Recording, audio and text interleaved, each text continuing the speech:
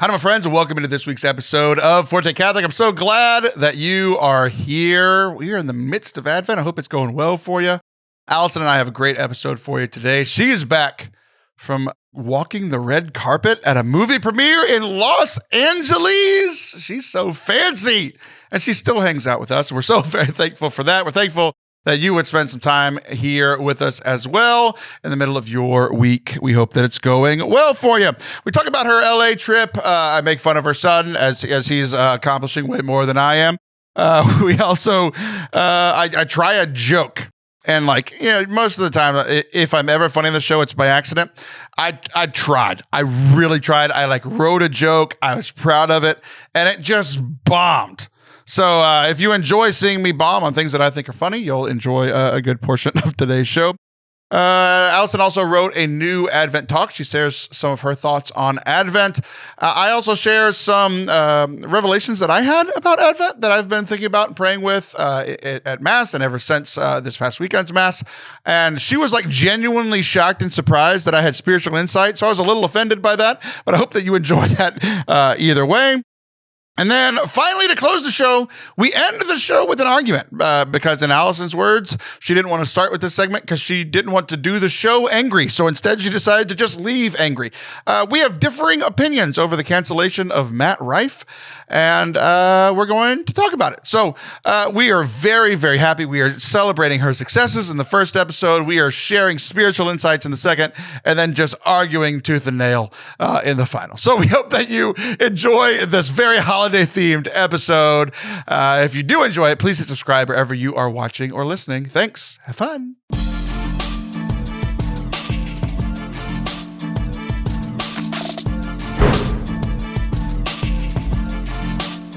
Hello there, and welcome to Forte Catholic. I am Taylor Schroll, and that is Allison Sullivan.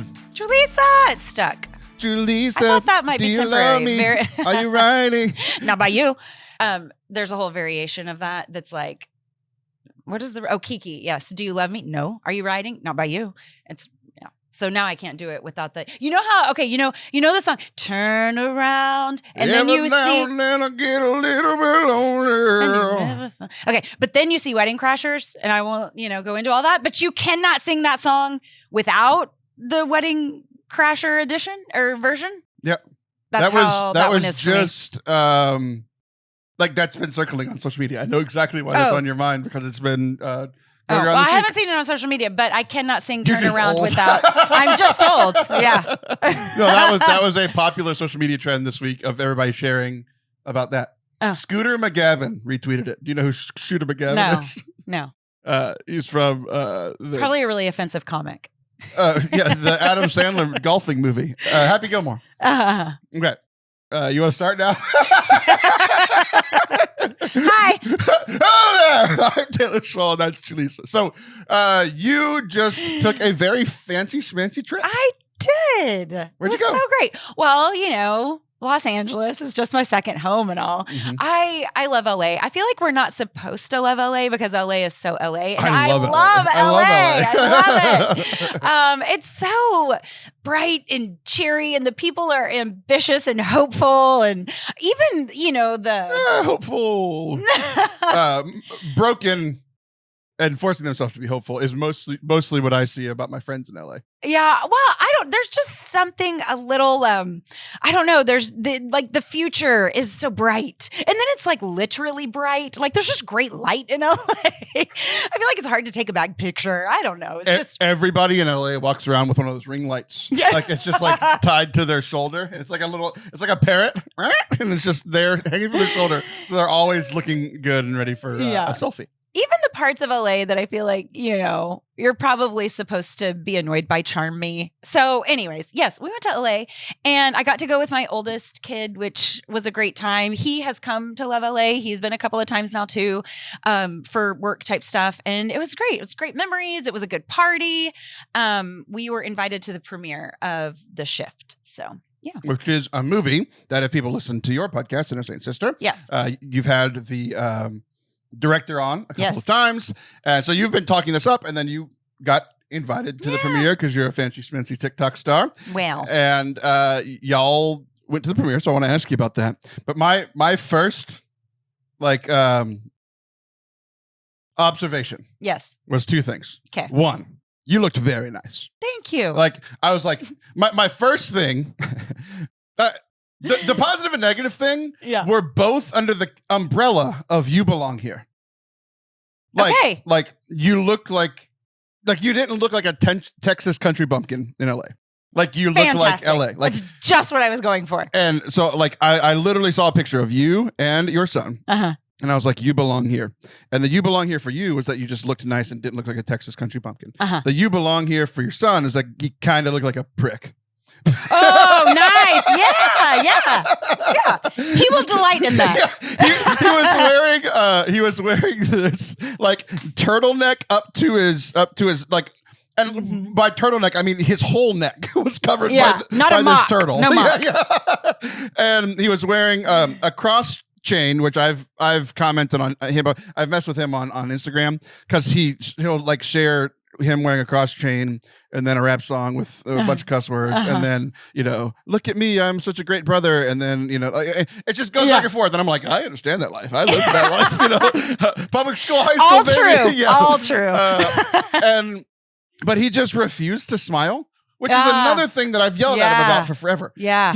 Him and like, it's like me commenting on your jacket a couple of times ago. You were so mad at me that I commented on your style because they're like, thank you. You don't have any style, Taylor. And I'm like, well, that doesn't mean I can't point out your flaws. It doesn't mean that I don't have a plank in my own eye. Yes. I can still see yours. Yeah, exactly. So I have pointed out to him, like he's a star. He's y'all's TikTok, and he's got more Instagram followers. Like he's a star, right? Yeah. He refuses to look at the camera. Mm-hmm. At least in LA, he looked at the camera, just refused to smile. Yeah. I'm like, you look like a pompous LA like child star. Yeah, and I'm like, you belong here. That's great. Yeah. No, I love it. He did. He felt right at home, by the way. Like he was not nervous at all. I don't know that I was nervous as much as I was. First of all, I don't like a crowd. I'm not necessarily, I'm not an extrovert. So small talk is hard for me. Like if you're not going to just, if we're not going to get to the good stuff, then I'd really rather just kind of bounce. So I was nervous. It's weird that you've been on this show for so long. About having to, schmooze with people I didn't necessarily feel like I have a whole lot in common with, at least not, maybe on the onset. And so I get anxious at a party at home, let alone in LA. And so he was not anxious at all. And I was, and it was just this really fun dynamic of, having your kid as your person. Like that was just this really weird role reversal that was fun. So yeah, it was great. It was a good time. My plus one. Yeah, absolutely. Yes. Yeah. So y'all went for this shift film. Yes. How was it? It was good. It was really good. It's, so it's sci-fi genre, which is not my genre of choice, but it's a little genre bending because there is like some family drama. But it's a multiverse. You've never seen sci-fi type of like the most situation. Famous sci-fi is Star Wars. Mm-hmm. It's legitimately only a family drama. Yeah, you're right. No, I hear that. But there's like this little meet cute in the beginning, that just feels really relational. And I don't know, it just wasn't what I was expecting. And it's great. It has this big message of hope. It's, Would you say a thrill of hope? A world rejoicing. There is the protagonist, the main character has just basically gone through a lot. It's loosely based on the book of Job. And I really like Brock's dedication to the book because it's not so tight to the book in the Bible or the person of Job that it would kind of box out somebody who doesn't believe, but it is, his name is Job in the movie. Tricky. But it is, it's pretty obvious. And there is a little bit of scripture worked throughout that you're like, I see what's going on here. He did a great job. He did a really great job. My biggest complaint with Christian art is that I feel like there's a spirit of fear when we put things out into the world to be received by believers and non-believers alike, where Christians feel like we need to over-explain or, we need to tell some cautionary tale about it's like, when you watch the news, there's like a ticker line running underneath. Mm-hmm. It's like, a Christian artist will flirt with a concept, but there's always the ticker line running underneath that's like, we're going to wrap this up soon. We're going to give you the real answer in a minute. And I love that Brock let us go home and turn some things over our own selves. I really appreciated that. So yeah, everybody should definitely go check it out. Is it a Christian film or is it a film by Christians? It is a Christian film. Okay. Yeah. So it's like overtly, like a non-Christian would know that it's a Christian film if they watched it. Yes, because there is a antagonist that is clearly like an enemy working for evil, and there is a lot of prayer incorporated. So yeah. The bad guy in this movie is a perennial bad guy and one of my favorite bad guys from one of my favorite TV shows. Because he's amazing at being a bad guy. And yeah, he's terrifying. Terrifying. You were over here yesterday and we talked about this a little bit, and I pulled him up and I'm like, we're talking about LA, right? And like the picture that you want, like you would have like the most glamorous picture of you ever. He looks terrifying in his like main picture for his IMDb or whatever. Yeah. Like he's a scary person. You know how if like when someone does their character really, really well and you see them out in public and it's like, I'm mad at you. Literally, he's the one I do not have a selfie with because I'm a little bit afraid of you, bro. Yeah, exactly. So is it McDonough? Is it Neil? Neil McDonough, Neil McDonough, right? Yeah. He was the bad guy for a season. I want to say like season 3, 4, 5, like a mid-season of The Arrow. So like Green Arrow, DC Comics on the WB when they were doing their whole thing. So he was kind of like the Green Arrow was like the person that they built their whole like TV expansive thing that lasted like 8-10 years with like the Flash and all that stuff. He was the bad guy in that, and I think he's if he's not the best bad guy, he's the second best bad guy in that whole series. Yeah. And I remember learning some stuff about him, like some stuff about the actor during this season. Like he's kind of like the crime mob boss guy, but he's one of those people that like he's not evil personified like Darth Vader in Star Wars was like evil personified, right? Yeah. He's more like I'm the opposition to you because like it's not that he's a good guy. That's not what I'm saying at all. But he's like, I'm doing this for my family and protect my wife and protect my kids. And you know, so he always has a motive, I guess. That's not just pure evil. Right, like, right. His motives are good, but the way that he goes about it are bad. is bad, right? Yeah. Which makes him compelling, right? Because you're like, well, if I was him, I'd protect my wife and kids too. You know? Like, yes. But he's just utterly terrifying. But I remember hearing stuff about him that like his wife in the show is gorgeous and they're supposed to be madly in love and like they never kiss and then there's never like a love scene or whatever. And like I found out later it's because he's like, he's Catholic. Like he's a member of Catholic Speakers Organization. Wow. I am a member of Catholic Speakers Organization. Yeah. So like when I joined Catholic Speakers, I was scrolling through and I had to scroll down like 8 pages to find mine. But on page 7, I was like, wow. There he was, right? I didn't know that. Yeah. But he's like super Catholic. He's like, I refuse to kiss another woman. I refuse to do like a sex scene, all this kind of stuff. And I don't think, I think the other thing was cussing. It's been a few years now, but like, he's like, I'm not going to pretend to do bad. Like, right. It was weird. Like he was doing bad things, but he's like, I'm not going to do things that like actually compromise who I am, which was this interesting thing. Like part of me is like, okay, come on. Like you're an actor. Like you could probably kiss. Like, isn't that the whole, like the thing? You're like, you can go home and be like, oh no, honey. I was getting paid, not her or whatever. I don't know. Like, isn't that part of the point? Like we've all seen, maybe not. I was going to make the argument that like everybody in Hollywood does it, but then again, their marriages last like 19 minutes. So maybe there is something to it. But anyway, it was just kind of cool to see like a good Catholic dude do well. And now I see that he's in this movie. And so the movie must be a horror film. Yeah. Well, and he is obviously doing well, but I would imagine that that's costly. Like I would imagine that there are plenty of producers, directors, writers, whatever, that are not willing to work around that. I mean, I'm sure it's cost him. So that's pretty noble. So my real question for you is how hard would you push back if you had to kiss another man in Hollywood? I definitely would not do I would need to talk about it with Seth for sure. Like, I mean, my comfort level might be different than his and I would want to respect his. We are one. I would want to take it all as one comfort level. I don't think I need to do any like open mouth kissing, but I mean, I think a good morning is probably fine. closed mouth like this. Yeah. Yeah.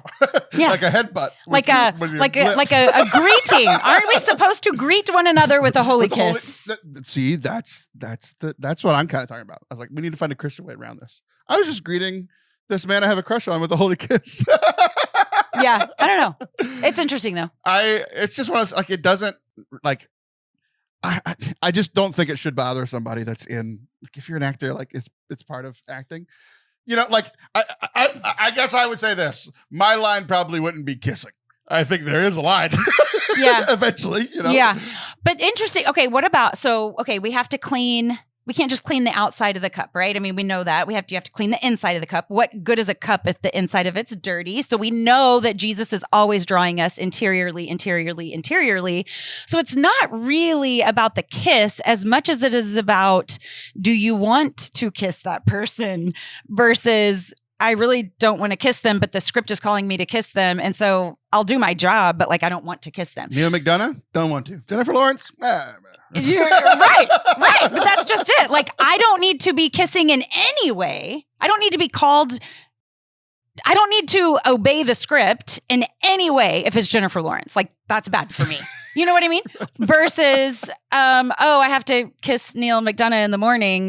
Hello kiss. Like, it's probably fine. You know, so I think it's really about what's going on in here. Now I'm thinking about headbutting Neil McDonough and Jennifer Lawrence. Yeah, got him. I just think it's interesting. And like, we're going to talk about this later on, is a similar kind of thing of like, just the area that you're in, like where you are and what you're doing, I think matters. Like if you're playing pretend, play pretend. Right? Do it. Yes, to some certain extent. Like it doesn't give you freelance to, yeah. You know, there's a different section in Los Angeles that's for those kind of videos, you know, like I don't know. It just doesn't bother me. And I think like Matt Damon kissing another woman probably shouldn't bother his wife. I don't know. I think it's just part of I don't know either. The life that you've chosen. But yeah. I think it's about chemistry.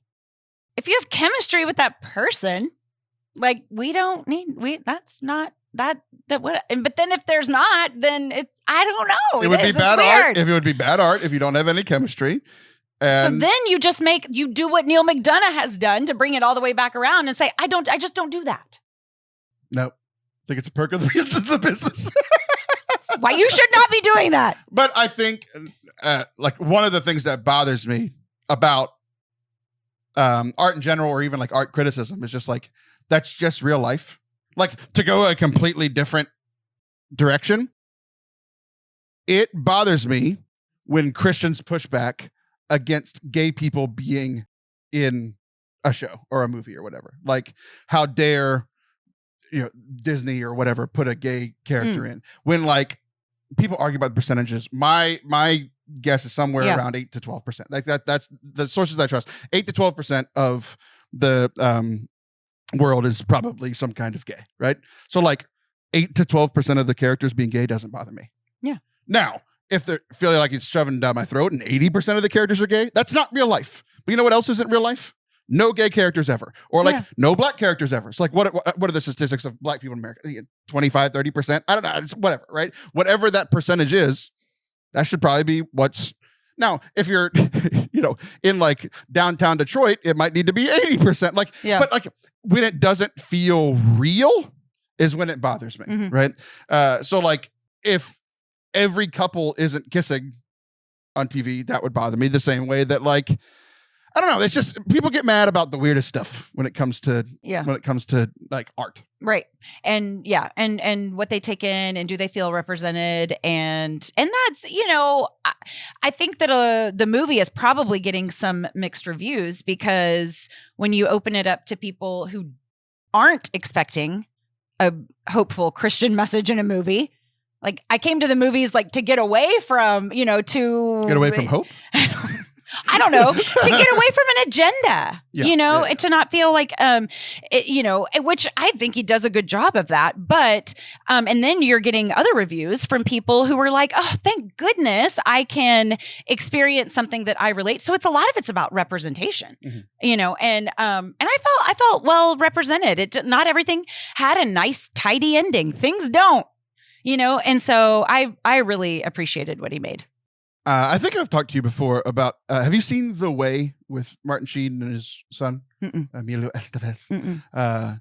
It's my favorite Christian movie ever. It sounds like a lot of the similar reasons like you like, that you liked The Shift is because there is always this tidy ending, and the tidy ending in Christian films usually means the bad guys either are all dead or Christian now. Like the atheist is Christian, or the Muslim is got hit by a bus or whatever. I think that was the opposite in the movie I'm thinking about. The Muslim converted and the atheist got hit by a car.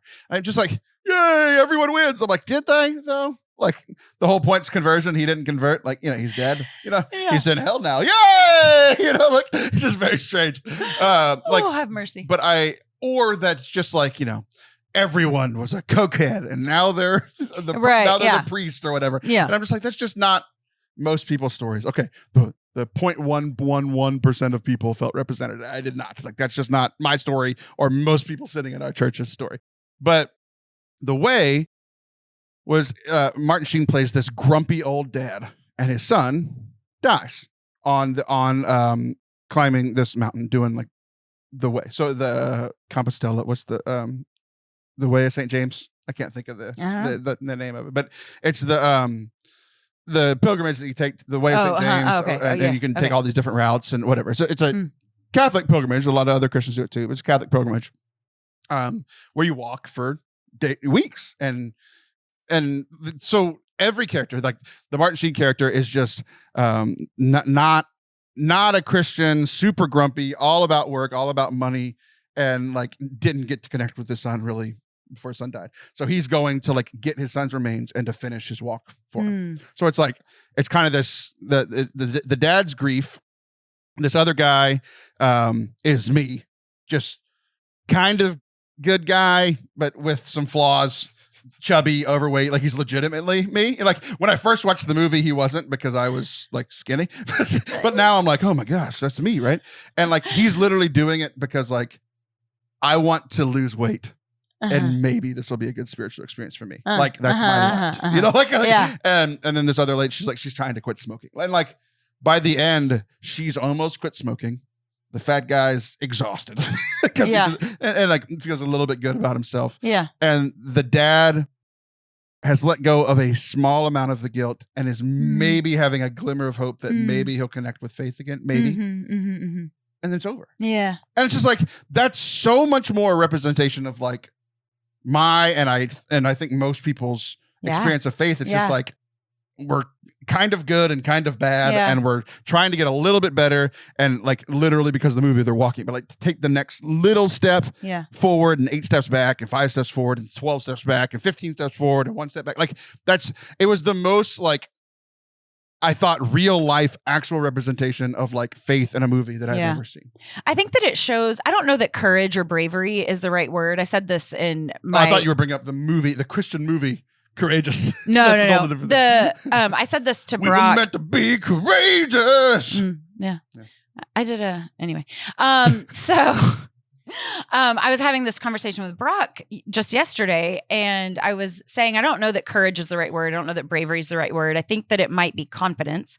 And I tell this story a lot, that I had a question about something about our Catholic faith that bothered me. And when I brought it to him and all my good arguments, this who'd you bring it to? Priest I love. Oh, you mentioned Brock at the beginning of the story, I was like, he's not Catholic. So why are you asking him? No, what is the Catholic Church? He's like, I'm Baptist. I don't know. Or whatever it is. And so the priest said, I encourage your search. And there was just a lot of, right. There's a lot of confidence in that. And so I love that. Do I know this priest? No. Shucks. I encourage your search. And I loved that what he thought that I was asking good questions. You're asking great questions. And I know that God doesn't hide. And so I'm going to affirm you and trust that the Holy Spirit, I'm going to give you the answer. That wasn't the only thing he said, but I'm going to give you the answer. And then I'm going to trust a Holy Spirit to finish a work in you, And I think that strong arming of the ticker tape on the bottom, it makes people feel manipulated. And I don't think that anyone will feel this way in that movie. And that matters to me, or the way, or whatever. And I don't think that Christians get good feedback about their art, and it's our own fault. Because, I get plenty of feedback about my art. But you might not sucks. take it. It's the worst. I hate this. How dare you be Catholic? You're fat. You're bald. That's my art. But you might not take it, and here's why. I think that Christians have a bad habit of saying, well, that's just the persecution I was promised. Instead of, am I creating bad art? No, I'm just like, they're an asshole. And then there's that. Yeah. But I think that a lot of times Christian art can have this subpar quality because we as Christians refuse to take feedback. Mm-hmm. Because it's the persecution we've been promised, or you're making bad art. So anyways, I think that there's a lot of factors at play when it comes to making a decent Christian movie. So. Yeah, it's interesting. I've never really thought about the persecution thing just because it doesn't, like the I'm being persecuted line pisses me off. So I don't think about it. And I'm just like, like I get anti-Catholic stuff a few times a day. I'm just like, I just don't engage with it. I'm just like, you're blocked and it's over. You know? But like, I don't know if I've ever genuinely been persecuted. I'm like, and then I can hear everybody, and I can hear everybody listening. Like, oh, maybe that's because you're not a good enough Catholic. And I'm like, well, I don't know, man. Or it's because you know what real persecution looks like. We live in America. It's Texas. Yeah, exactly. I'm not getting shot by arrows. It's fine, you know. Yeah. Fed to lions. It's a very funny thing because you're right. We're being persecuted. I'm like, no, you just suck. Yeah. I totally get that. All right. Well, I'm glad you enjoyed the show. I'm gonna have to. I like sharing new shows with you. Yeah. There's a show called. I like it when you share new shows with me too. There's a show called Ragnarok on Netflix. It's in another language, which I know is going to surprise you that I love it. You can either watch it in the other language with English subtitles, or you can watch a very poorly dubbed English version. Depending on the mood I'm in. Interesting. I do. See, you surprised me too. I know we surprise each other about the shows we like, but we like the same shows. I started watching Barry, by the way. Oh, great. Mm-hmm. I love Barry. Yeah. Speaking about strange moral conundrums. Yeah, right. Like, go Barry! Wait, hold on. What am I rooting for? But exactly. In Ragnarok, it's like a modern day telling, like in Scandinavia, where like these two kids find out that they're Thor and Loki. Mm-hmm. Like they're born like normal human beings. They grow up as normal human beings. Mm-hmm. And then the giants show up. Like the reason that I immediately saw Silas Prick in LA pictures because he looks exactly like the bad guy in this family. So you're gonna have to watch it. Yeah. I don't know. Like I don't know. Do you like foreign film stuff? Yes, you seem kind of hoity-toity enough to wanna like a foreign I'll take language that as film. a compliment. So yeah, I'm gonna need to show you this picture of this bad guy because he looks exactly like Silas. So what I'm saying is Silas might have a future in film. It just might not be in Hollywood. It might be in like Iceland. Perfect. Take me with you, kid. All right, don't go anywhere. We'll be right back. If your accountant is pestering you to do some year-end donations, boy, do I have an idea for you. ForteCatholic.com/donate is a way that you can support the ministry that we are doing here at Forte Catholic. Our entire goal is to share the good news of the gospel with as many people as possible. And a lot of that we do through Catholic media, through creating this show, through our YouTube channel, youtube.com/Forte Catholic, and also helping over 20 other Catholic creators produce and edit their content as well, so that Catholics on the internet can enjoy themselves and learn something instead of just yelling at each other. So if that sounds like something you want to support, you can give a one-time donation, ForteCatholic.com/donate, or you can join our team of over 35 people that give monthly to support our ministry here. We would really, really appreciate it. And we are a Catholic nonprofit. The church is okay with us and the government's okay with us. Neither are thrilled, but they're both okay with us. So it would help with your taxes. So we would appreciate that. ForteCatholic.com/donate. Thanks. Welcome back to Forte Catholic. I am Taylor Schroll. I came up with a joke like weeks ago. And did you just put more stuff on your lips? I did. I could tell you why and it would bore you and like be all kinds of TMI. So I won't. When you walked in today, the first thing that I noticed was how shiny your lips were. So it's not, and immediately in my brain, I'm like, I can't say anything. And then At least not immediately. I was like, this is one of those things that like I'll make fun of you on your way out. Like it feels safer, you know? And then like you mentioned it like 5 minutes after you got here. Okay. It just got way worse. Okay, so worse. Okay, so what I've been decorating for Christmas at my house. I have glitter all over my whole face. Like my whole face, it has glitter. And so I got this new stuff in the mail. It's a lip oil, ladies. It's a lip oil. I recommend it. I do not. Taylor, I think it's distracting to Taylor. It's kind of like a fish and like something silver. We it's just like, talked about kissing and you're like, hey, look at my lips. No, stop. Okay, well, I don't know what to say about that, except that when I turned 40, friends, my lips started peeling off my face. And so lip oil. Is that what menopause is? Yeah, I don't know. I mean, there's been a lot of surprises, to be honest. But lip oil is pretty intense. And so, anyways, the lip oil plus the glitter, it's a lot. We're dealing with a lot. And the lights, and it's just, there's a lot going on. The lights. Like we have two lights, like facing right at us. I'm reflecting. I'm incredibly distracted. Yeah. So I wrote this joke like weeks ago. Okay. And what's funny is I was going to start the show with it, and you derailed me at the beginning of the show with your words, and now you derailed this segment with my you did it like you turned around like you knew like what whoa ah! You watched me put it on. No, I didn't. This is what I was going to say. This is why I had to reapply. Okay. Again, TMI. Nobody cares. Maybe I'll start the third segment. It has a little. It has a little bit of tint but it's like a stain more than it is a tint. The ladies will know. And it settles into my crusty lips. I am so sorry. It settles in. And so I was like, I need to get a shellacked like finish so that it's not just like lines of stain. At least it's like shiny and plump. I think Lordy. You worry a little bit too much about what people think of you. Me and all your friends have been talking about this for a while now. Excuse me? Yeah. Okay. You and all my friends? Yeah. How so? We've been talking about how we think that who? Kristen. B. She would never. So now Wesley. I know you're full of it. We've been talking about how like Wesley. Okay, you started naming some other people, and I might be like, oh, okay, Kristen and Wesley talking about me to you. I've talked this is a hoax. This is a farce. I don't know what's going on, but that's not true. Try again. You didn't get the joke. What? That was I care? I love ruining your jokes, but it wasn't even intentional. Do you get it? No. That I got bothered? That you're talking about me? You worry too much about what people say about you. Me and all of your friends have been talking about it. Like, it's gaslighting. You don't get it? No! What are you talking about? Do y'all get it? No. What are you talking about? I'm telling you that you worried too much about what people say about you behind your back. And I wasn't supposed to care? And I admitted that we're talking about your back. You didn't set it up right. You didn't say that right. Well, of course I didn't set it up right. You derailed me twice. All the more time to get it together.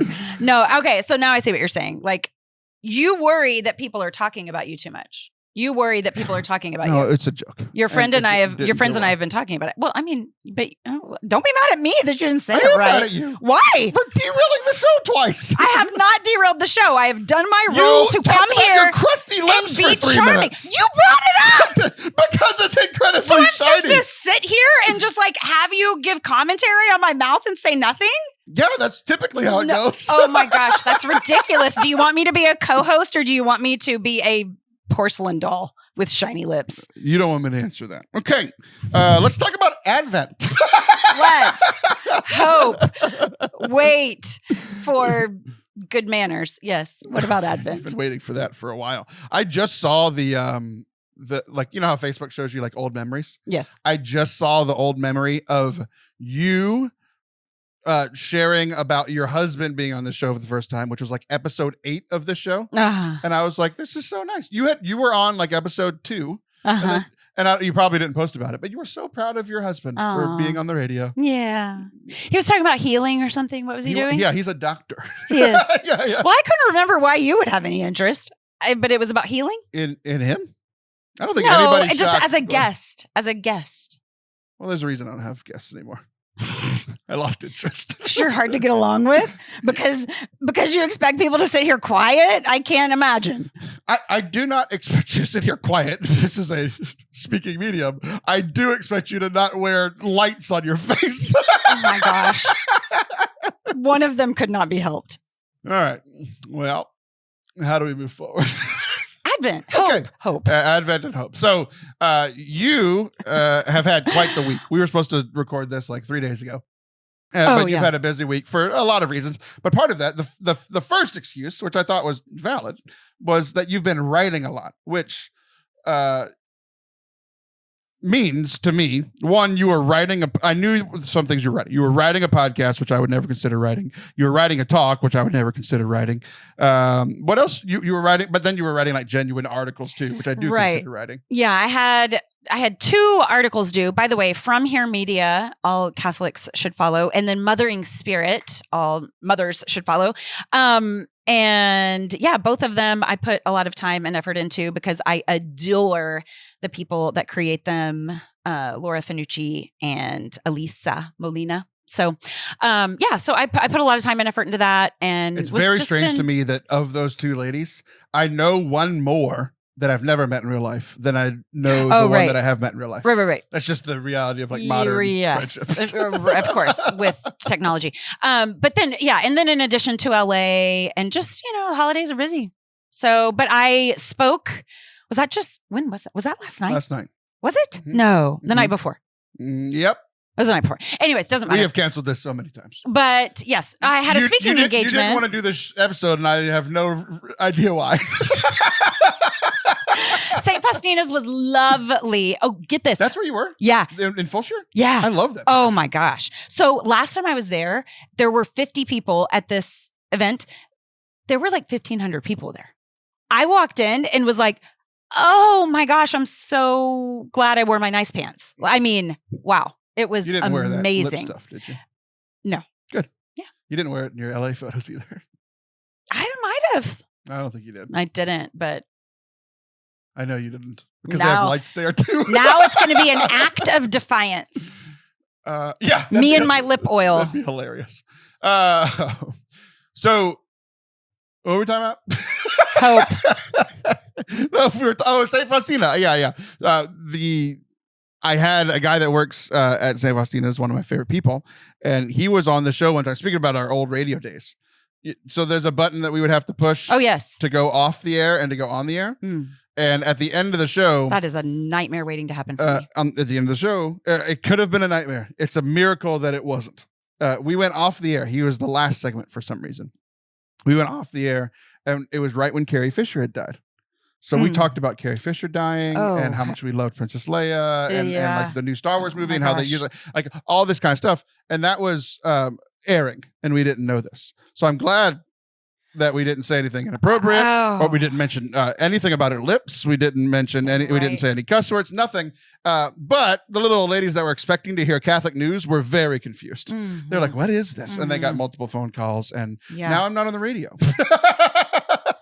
That is a shocker. It wasn't immediate, but it wasn't too much longer either. Oh man, that makes everything within me just like tense and tighten with anxiety. The possibility of that is terrifying. How many times this episode do you think they would have hit the stop button on us talking if we were live on the radio? A good 18. I think it's quite a bit. Yeah. Both for reasons I would agree with and reasons I disagree with. I'm like, that's fair. Why we have no boss. Yeah, exactly. We run Forte Catholic. We're the only two people that can stop this, and neither of us have. Advent. So one of the things that you wrote, you were very excited. You wrote a new Advent talk. I have a new Advent talk. I don't write talks. I put bullet points. I'm like, that'll do. Yeah. Well, so normally there's kind of this dive into we're called to wait. We have our secular calendar, which is telling us to do more, go buy, bake, plan the party, all the things. It's just we're called to so much more this time of year. And then our sacred calendar is telling us the opposite, which is do less and slow down. And it's actually telling us to do more. It says, actually, you have to go to mass twice at Christmas. I'm like, yeah, you're telling me to do less and then telling me to do more. I'm very confused. And yet adding to my schedule. And so just that slowing down. And then there's always a little bit about Christmas that makes people, I don't know. I feel like because of either nostalgia or loss or whatever, it can stir up some complicated emotions. And I usually like kind of trying to affirm that, or just let people know at least that they're not the only ones experiencing them. Okay. But this, I wanted the difference between like a secular hope, which might just be optimism, right?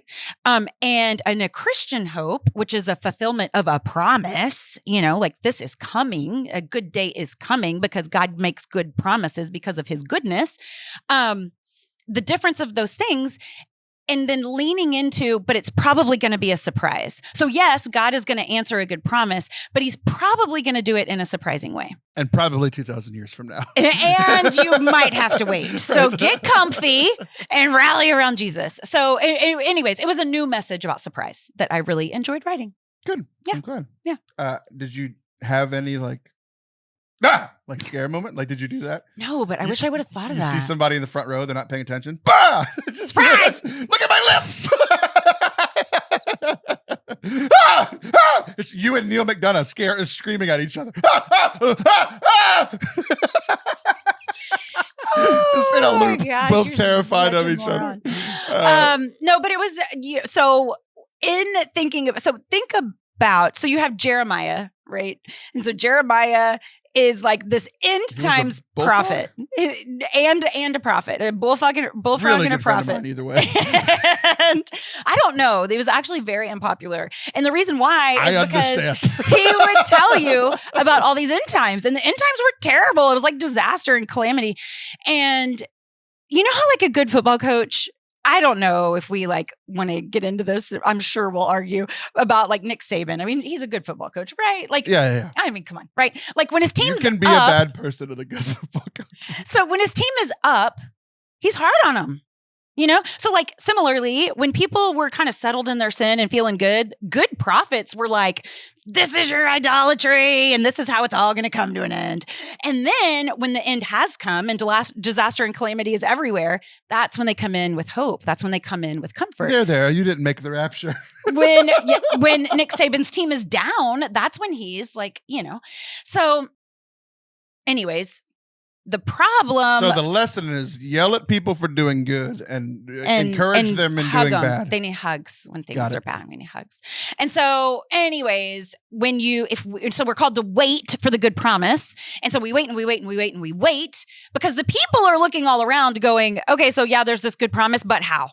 Because this looks terrible. Mm-hmm. How? Well, Jesus is how, except for the people were so intent on a certain outcome that they didn't even recognize Jesus. Mm.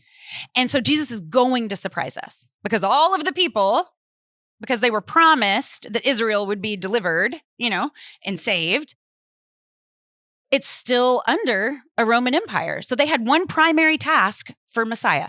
If Messiah was going to come, they were going to do one thing. And so when they expected that one thing, it just pulled them away from God because he was doing the opposite. He wasn't saying, man your battle stations. He was saying, love your enemies. He wasn't saying, take up your sword. He was saying, take up your cross.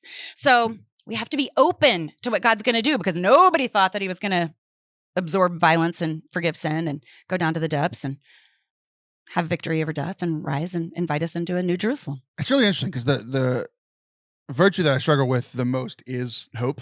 I'm just like, it's not going to get better. Like I'm very much a realist. Like I look at like the world and the church. I'm just like, it's not going to get any better. Like it's whatever. Like I hear acceptance is good.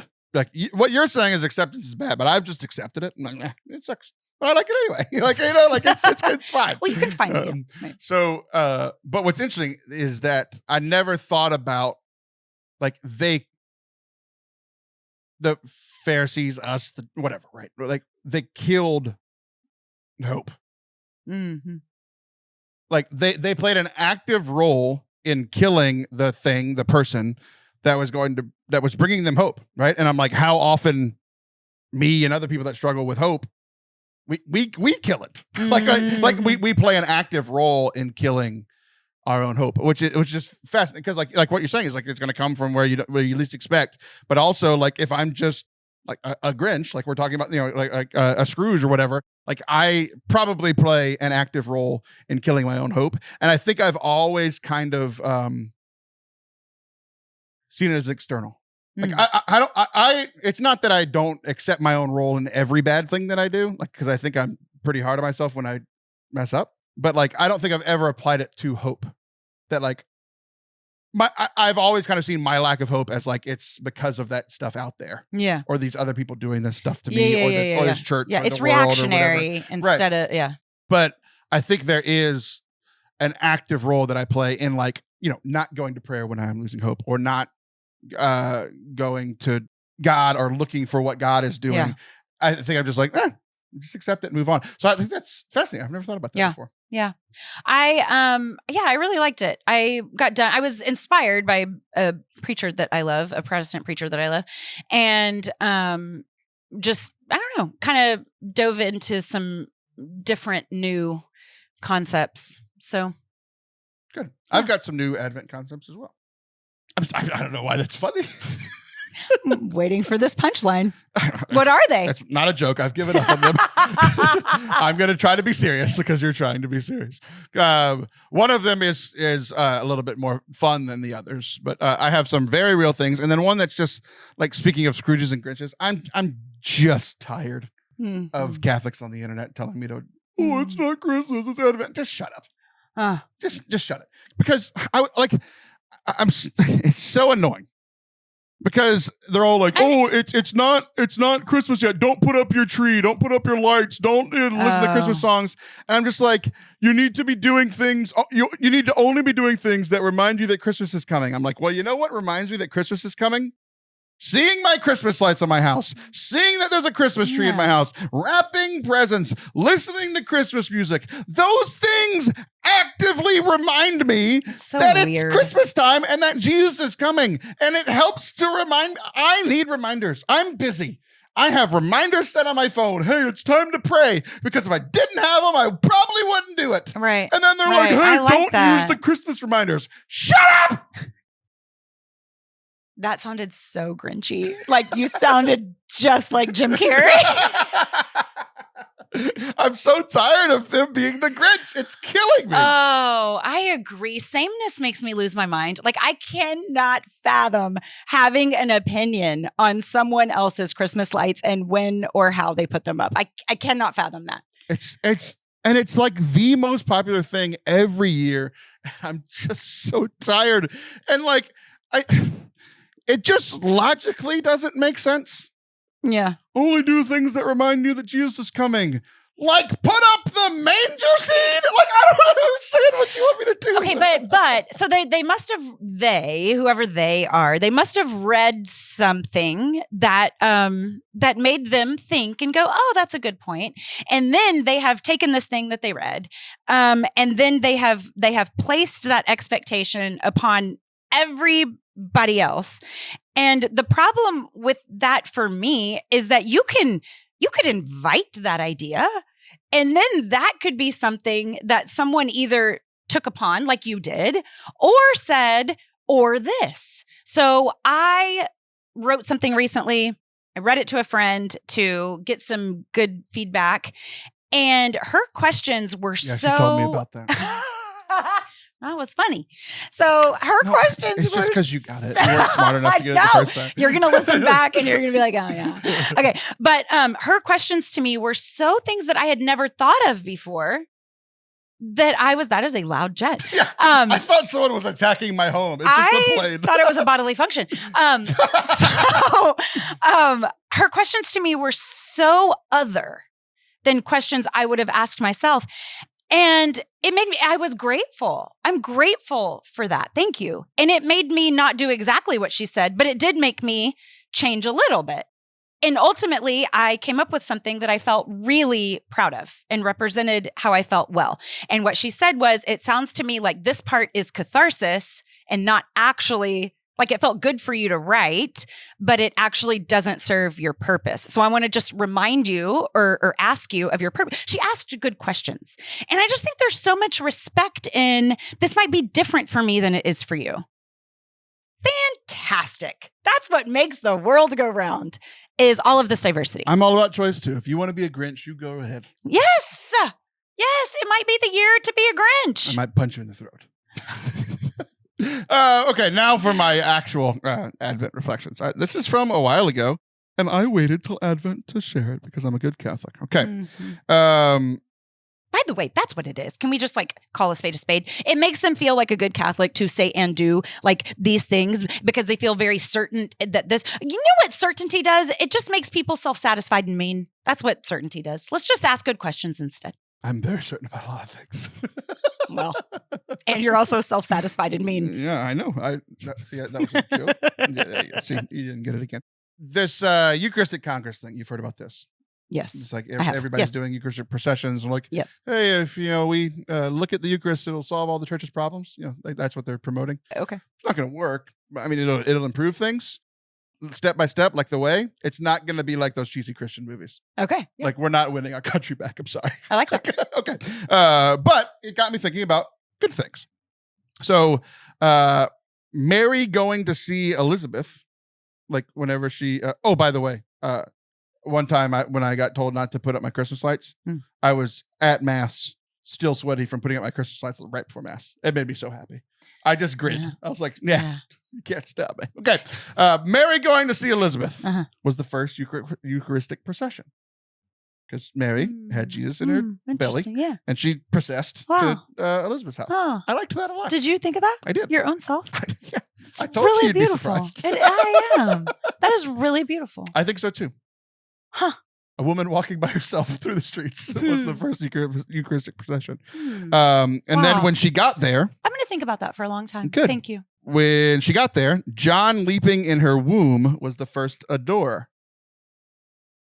Because even before Elizabeth says anything, the infant leaps in her womb, right? It's like the first person to like go to adoration was a unborn baby. This is why we keep you around. Every now and then. You will, right on the heels of annoying the hell out of me. Whatever, old crusty lips. Okay. And the other thing was that those two were like Eucharistic points. The third one is a Marian point, which is helpful for me because like I have a better relationship with the Eucharist and Eucharistic adoration than I do with Mary. Like I've had more in-depth spiritual encounters with the Eucharist than I have with Mary, right? Yeah. And I try, but this was one of those like, oh, I didn't see this coming, right? John noticed that Jesus was there. Like him leaping in the womb was because Mary started talking. It's like he recognized the mother of God's voice leapt in the womb, which then made him the first adorer, which is cool. And then the last one was that when Mary received the Eucharist, so like those three were all like Adventy. Like this is, Jesus coming, the Eucharist procession, that all kind of connected. But also when we're doing Advent, we're talking about like Jesus' three comings. Like he came then, he's coming now into our hearts, and then he's going to come again at the end times, But I never thought about like, I've heard about it, but I never like thought about it or like pictured it. Like Mary went to Mass after Jesus like died and resurrected. Like she got to receive her son back in the Eucharist, which like, if you think about like Mary's story, like she had to watch her son get crucified, which like, we talked about, you and I share about the stuff going on with our kids all the time. Like it's hard, but it's not watching them be crucified, like it's so like she had to go through that. And then she's like, well, I get to like, we're all like, oh yeah, she gets reunited in heaven and gets to become the queen and gets her crown, all that stuff. But even before that, like on earth, she got to receive her son back, like physically into her body, which is like how it started for her. I was just like, this is so cool. Wow. Good Advent. See, I had all these Advent realizations with my Christmas lights on my house. Is that what you were doing? You were putting up Christmas lights? When did this come to you? No, this was at the Mass right after the Christmas lights. Hold on. This came to you during Mass? Yeah. Mm-hmm. Wonderful. It's really, really beautiful. I was hoping. I'm writing my own homilies because I have to. What I wanted you to say is that it came to you in adoration. That holy hour that you were. I did it. I did my homework. It did not come then. It did not come then. Oh, I love that. Thank you for that. You're very welcome. Yeah. I'll share it and give you lots of credit. Yeah, I'm sure you will. All right. Well, we're going to take a break. Don't go anywhere. We'll be right back.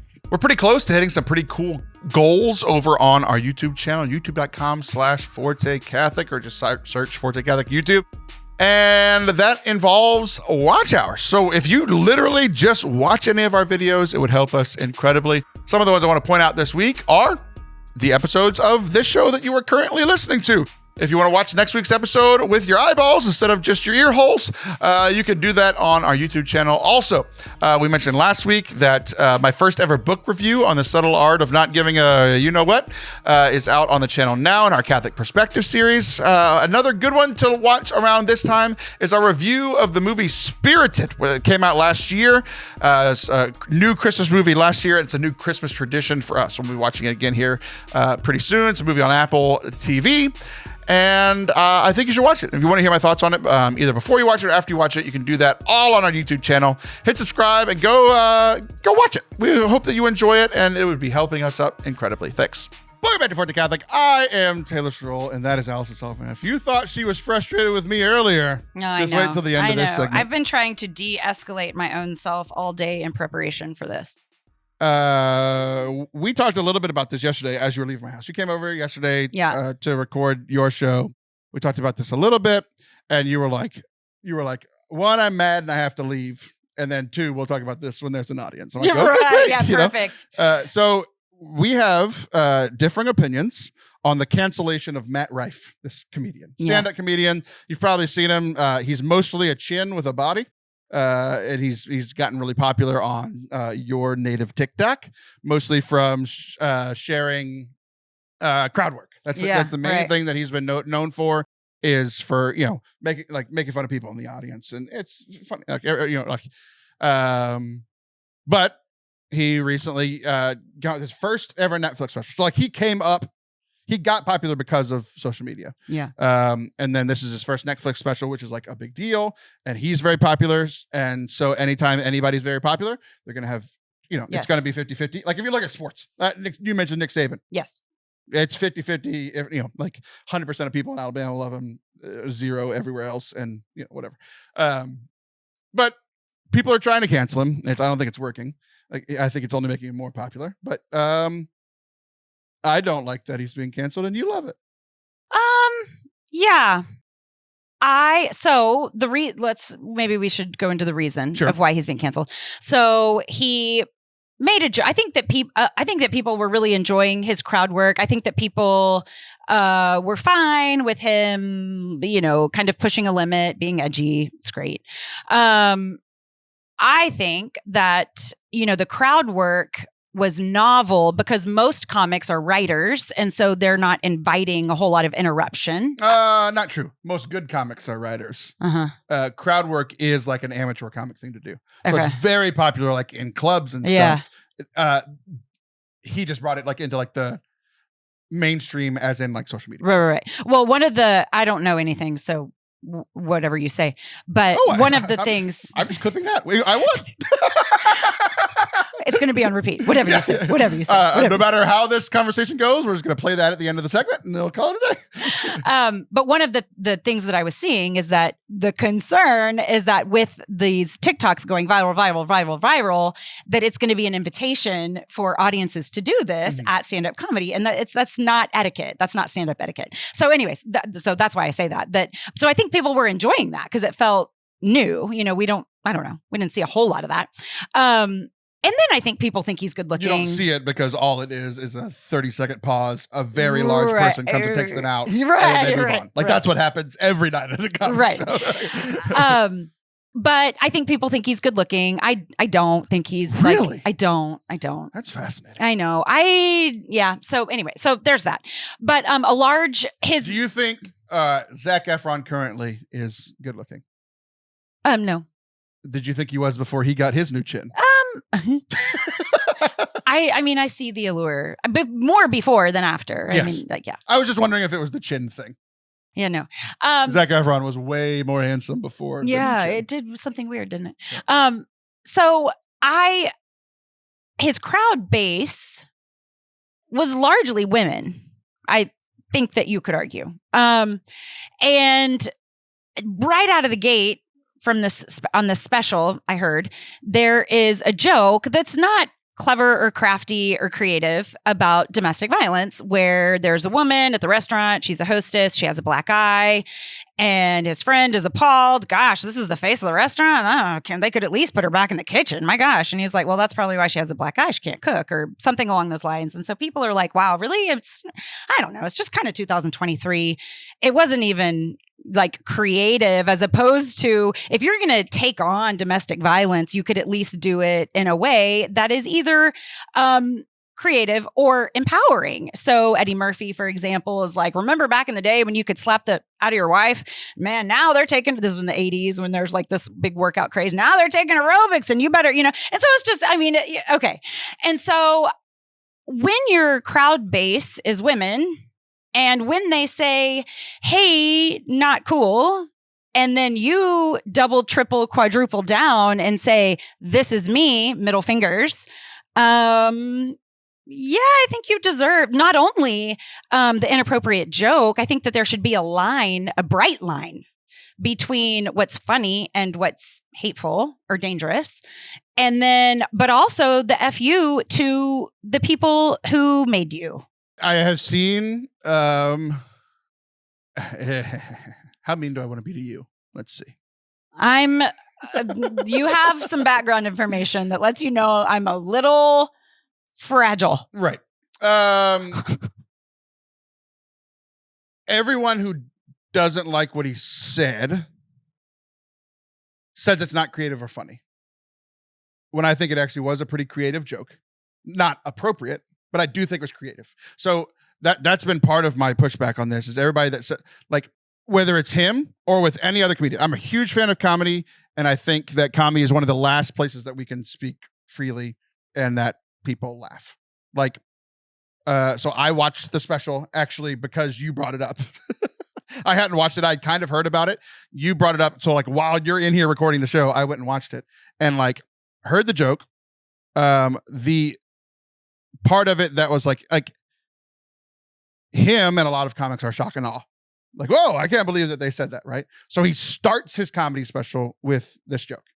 And it's kind of, there's some context, not that it helps with the, content of it or whatever. So like, even though I don't like what he said, it didn't ruin this comedy special or him for me, because I watch comedy specials all the time. Mm-hmm. And you know what? I disagree with about, I don't know, depending on the person. I found comics that I like, so I tend to agree with a lot of what they're saying.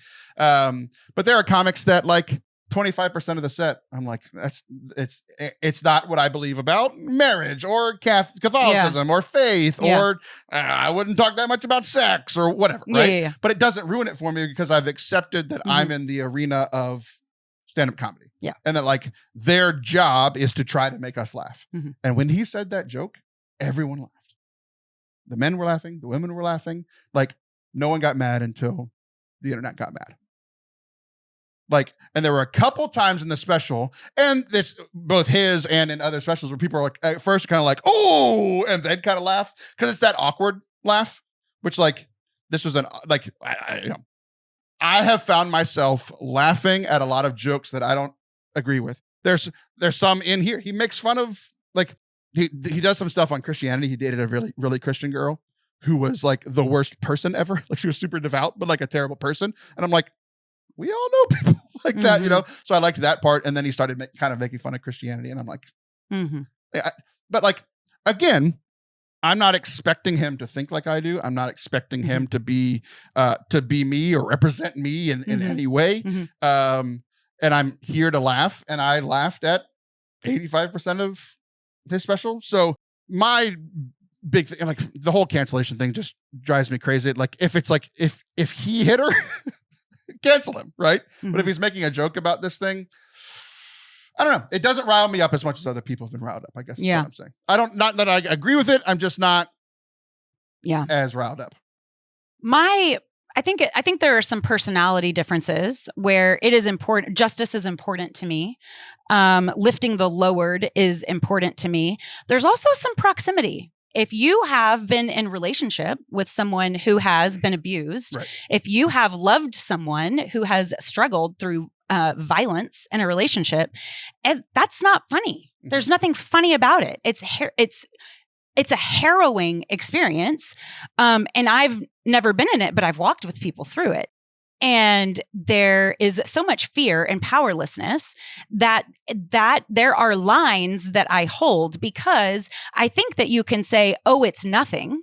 It's just a joke. Except that there are people in this world, and hear me when I say it, that truly hate women. And so when you incite that in a people, that's a line for me. Mm-hmm. Hear me when I say that there are people in this world that truly hate Black people. And when it's just a joke, and yet you are inciting and rallying and riling a group of people that truly have hatred, that feels dangerous, irresponsible. And I think that what is your line? That's my line. Mm-hmm. And I don't think that our values or our morals, because one of the things we talked about a little bit was this I'd never talk about it around a table, but I don't have much expectations like at a nightclub, hearing whatever. That's fine. But I just don't think that our values when it comes to safety even should have parameters like that. Like, I think those should be pretty consistent. I understand what you're saying. And I think I have gotten myself in trouble or hurt people's feelings. And sometimes the scenario I'm about to put out, sometimes I think it's my fault and sometimes I think it's overblown, which is why I'm not defending what he said, but I'll defend his right to make jokes about really any topic in a comedy special, because that's really, like, who else is talking about domestic violence? It's not the government or people that are actually doing anything about it. Like, so there's part of that. But there are things that are triggers for some people that are not triggers for other people. And domestic violence is one that I think most people probably agree that is like, this is bad and whatever. But I have gotten in trouble for things that I have said that are triggers to people that I don't know that they're triggers to people. And then there's blowback. And I'm like, in some scenarios, like, for example, this was years ago. Your mom jokes were the cool thing when I was in like junior high, high school, maybe even in college, right? One time I said a your mom joke, which whether they're appropriate or not, every guy was doing them for a 10-year span. His mom had just died. I didn't know that, right? Mm-hmm. So am I the jerk? Sure. But at the same time, he had actually said a your mom joke to me before. Like, and I didn't realize that he and I are friends. We've like, he wasn't like super offended, but it definitely like killed the moment. Like we were good enough friends, whatever. Right.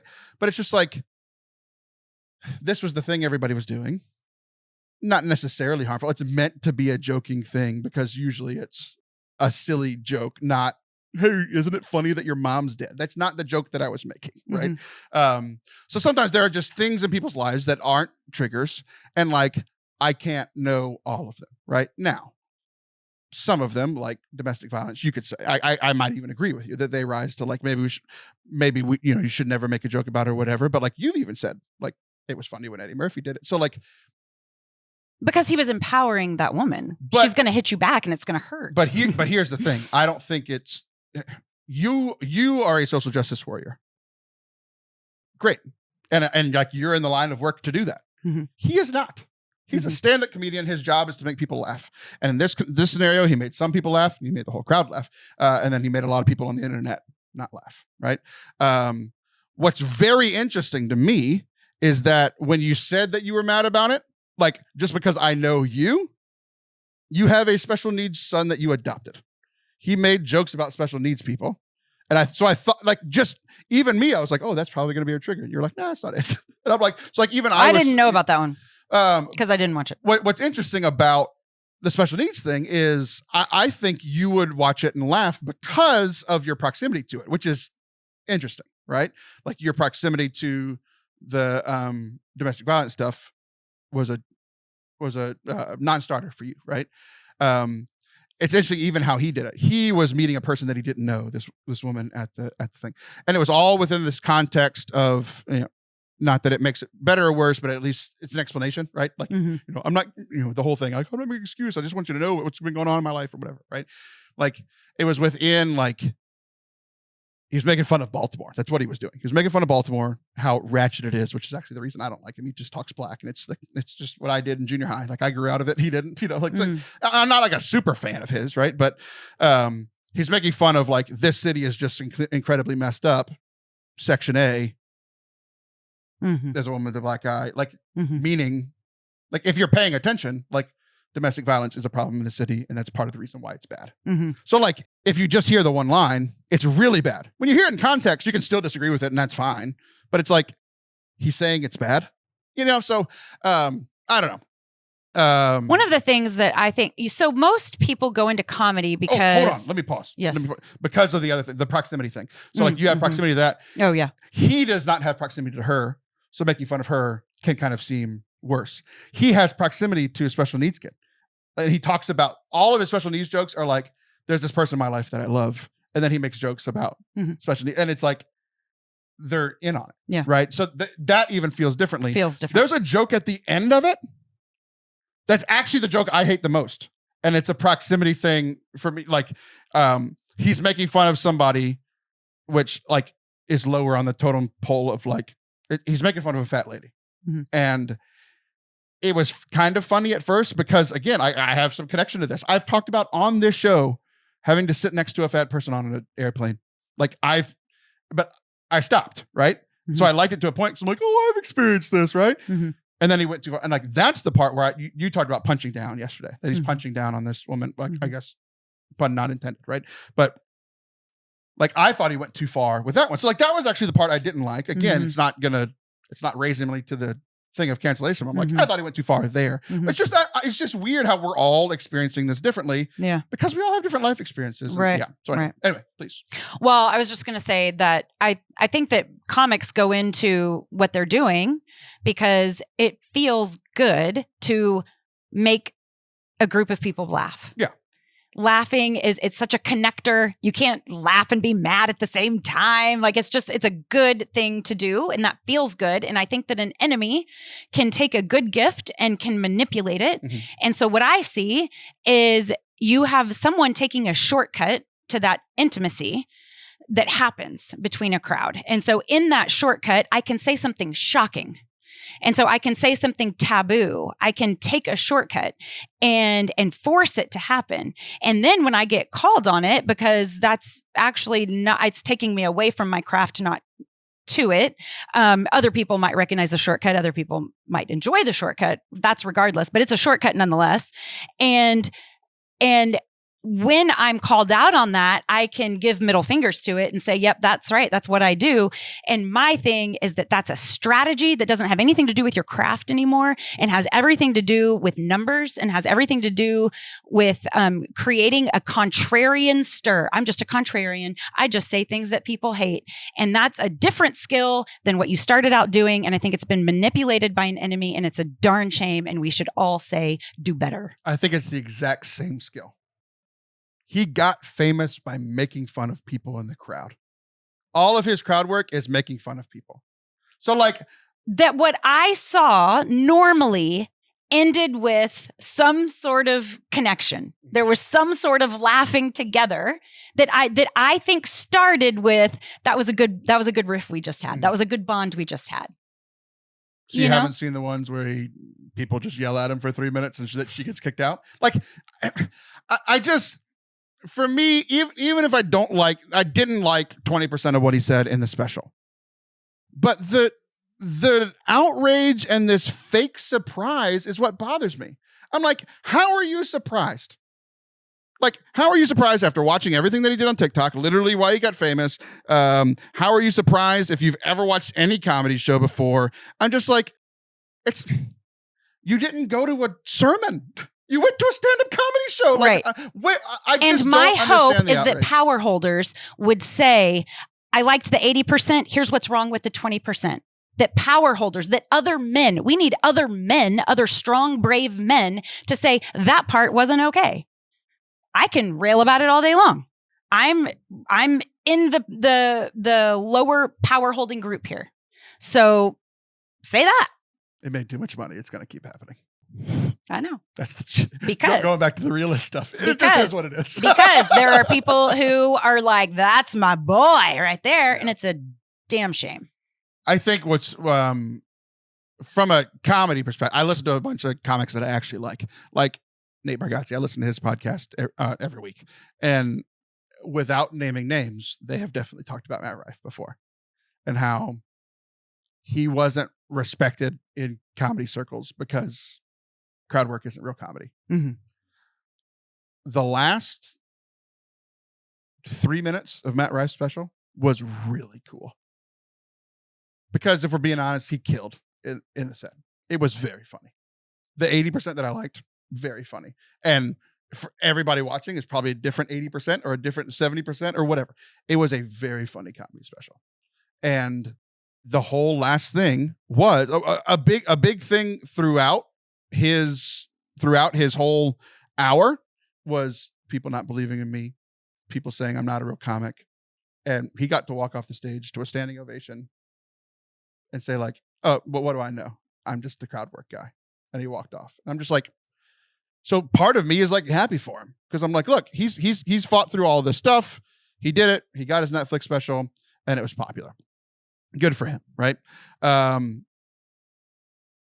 Other like we just watched in the same week. I watched Pete Holmes' special. We've talked about Pete Holmes. Yeah, you told me about him. He started off as a very Christian guy, got his whole life wrecked because he was like the youth pastor that married the pretty girl from church, and then she cheated on him and they got divorced, and it messed up his whole life story to where he went like completely off the deep end for a while, and now it's been fun. I've been a fan of his for a decade, and he's kind of coming back to like God and faith, but what he talks about in every single one of his shows is God, relationships, and sex. I think that's like pretty close to one of his specials is like those three words, just different, with a thesaurus, Yeah.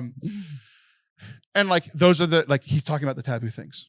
And again, with Pete, it's like, I agree with 80% of the stuff that he says. The other 20, like he talks about sex a lot and ways that I wouldn't talk about. I'm like, ooh, like kind of cringing a little bit.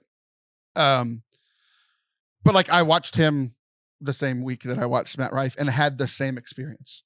And like, he's just not getting canceled because he's not popular enough or not the it thing right now, like Matt Rife is. So I don't know. It's ultimately for me, it's just the two primary things. Why are you shocked when this is what you watched or didn't watch, right? Like I think a lot of people that are mad didn't watch it. I think you can watch it and be mad. I'm not completely dismissing that. But then the other thing is just like, this is like, what did you expect? How did you not see this coming? And it's just part of the medium. Like, so like putting onto him the expectations for who we are as people. I don't expect him to be a Catholic leader. I don't expect him to be a social justice leader. I expect him to try to say funny things to make money because that's what comedians do. So I don't know. You expect him to be a asshole comic that makes fun of women. Because that's what he's been. That's how he got popular. I don't expect him to be Mother Teresa. Yeah. Well, I'm not giving him any of my airtime. So we can, I don't know, choose different heroes, I suppose. Not that you're calling him a hero by any means, but I certainly don't wish him well. He's my 580th favorite comic. Well, but you're like, having a moment of pride for him as he steps off a stage because he like overcame some haters. Like, I don't wish him well. I am. I hope that your audience dwindle and dwindle and dwindle until there is only one. Ooh, so you don't want him to. So earlier you said that you wanted him to get better. And now you're saying you don't want him to have an audience at all. Oh, sure. No, change. No, you change. But that's likely because of his idolatry only going to happen when crowds get smaller and smaller and smaller. And he actually has to reckon with. But what that requires is for brave people to stand up and say, we don't tolerate that. And that, you're right, likely won't happen. Yep. Here we are. Now I want you to watch Pete Holmes and see what you think. we'll do a Pete Holmes retrospective on the next episode. Let this be a call to brave men. Women need your voice and your activism and your help to call other douchebag men out. Women, don't go to Baltimore. I'm Taylor Soul. That's Allison Sullivan. I'll be back in a week. So we'll be back in a month. See ya.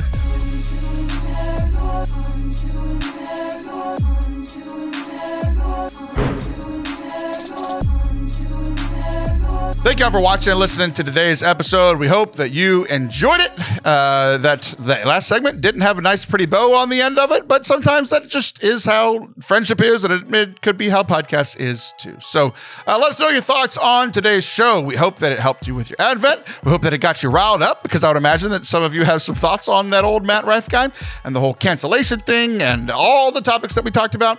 And then also let us know what you thought about, if you haven't seen the pictures of Allison in LA at Allison M. Sully on Instagram or on her TikTok that has, millions and millions of people following it. Go check out those pictures. They had such a fun time, and it was fun for me to live vicariously through them because they are just so much cooler than me. So hit subscribe. If you like this, share it with a friend, and we'll be back next week. Love you.